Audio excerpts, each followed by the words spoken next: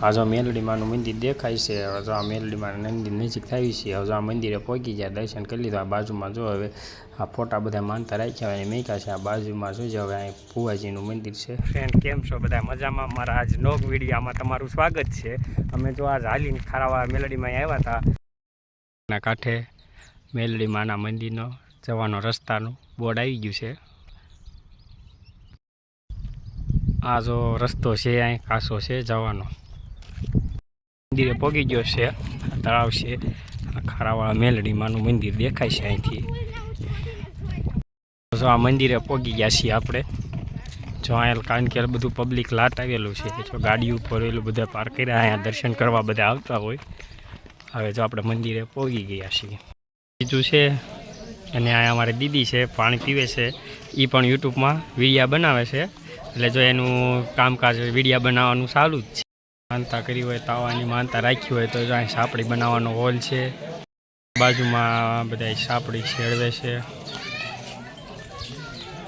આવે છે બધા, કારણ કે અહીં શાક બનાવવાની પણ વ્યવસ્થા બધી છે।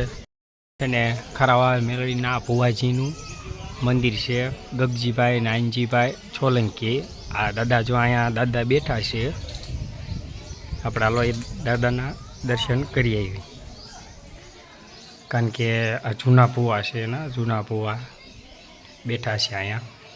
જો આ એનું મંદિર છે, આપણે હાલો દર્શન કરી લેવી। હવે જો આ બધા દીકરાઓની માનતા કરી હોય ને, અને આ મેલડીમાં અહીંયા આપેલા હોય દીકરા, એટલે જો આ બધા એના ફોટા પણ અહીં ટાંગી દીધેલા છે, જોઈ જાઓ ફ્રેન્ડ। જો અહીંયા ફોટા ટીંગાડે છે, અહીંયા જેની હગાઈ ન થતી હોય અને માનતા રાખેલી હોય એના બધા એના ફોટા ટીંગાડેલા છે।